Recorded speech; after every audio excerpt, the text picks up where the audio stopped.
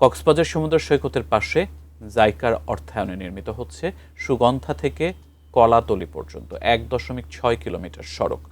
প্রতিবেশ সংকটাপন্ন এলাকায় এই সড়ক নির্মাণকে ঘিরে পরিবেশবাদীদের মাঝে বিরূপ প্রতিক্রিয়া তৈরি হয়েছে। অন্যদিকে সংশ্লিষ্টদের অভিমত, দৃষ্টিনন্দন সড়কটি নির্মিত হলে দূর হবে যানজটের সমস্যা, পাল্টে যাবে পর্যটনের চেহারা।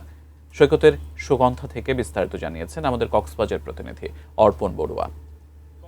সমুদ্র সৈকতের পাশে সুগন্ধা থেকে কলাতলির সাইমন পর্যন্ত ১.৬ কিলোমিটার একটি সড়ক নির্মাণ কাজ শুরু করেছে কক্সবাজার পৌরসভা। মূলত এটি জাইকার অর্থায়নেই এই কাজটি চলমান রয়েছে বলে পৌরসভা কর্তৃপক্ষ জানিয়েছে। এই মুহূর্তে আমি রয়েছি কক্সবাজার সুগন্ধা সমুদ্র সৈকতের পাশে, যে জায়গাটিতে মূলত সড়কটি নির্মাণ করা হচ্ছে। এখানে আমরা দেখতে পাচ্ছি পৌরসভার পক্ষ থেকে নির্মাণকারী যে ঠিকাদারি প্রতিষ্ঠান এনডিই নানান ধরনের কর্মযোগ্য তারা আসলে ইতিমধ্যেই বেশ কয়েকদিন ধরে শুরু করেছে। এই সড়কটি যখন সুগন্ধা থেকে কলাতলির সাইমন পর্যন্ত আসলে ১.৬ কিলোমিটার সড়কটি পরিপূর্ণ হবে, ঠিক তারপরই সেই সাইমন থেকেই পরবর্তী ধাপে marine drive Bailey hatchery road পর্যন্ত সেটি সংযুক্ত হবে বলে পৌরসভার পক্ষ থেকে জানানো হয়েছে।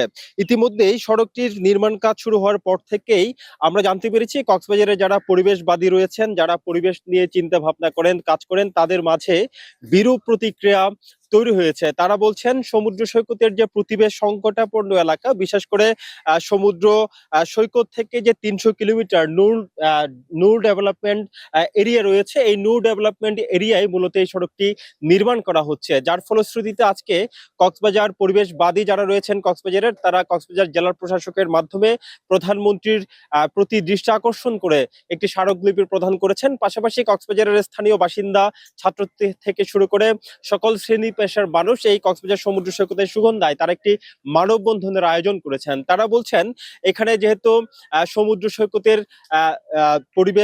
প্রতিবেশ সংকটাপন্ন এলাকার উপরই এই সড়কটি নির্মাণ করা হচ্ছে, এখানে পরিবেশ সংকটাপন্ন বা জীববৈচিত্র্য ধ্বংস হতে পারে এই সড়কটি নির্মাণ হওয়ার পরবর্তীতে, নির্মাণ করার ফলে, যার ফলশ্রুতিতে এই সড়কটি নির্মাণ কাজ স্থগিত রেখে বিকল্প স্থান বাছাই করে সড়কটি নির্মাণ করার জন্য আসলে সংশ্লিষ্ট কর্তৃপক্ষের প্রতি এখানকার পরিবেশবাদী যারা রয়েছেন তারা আসলে দাবি জানিয়েছেন।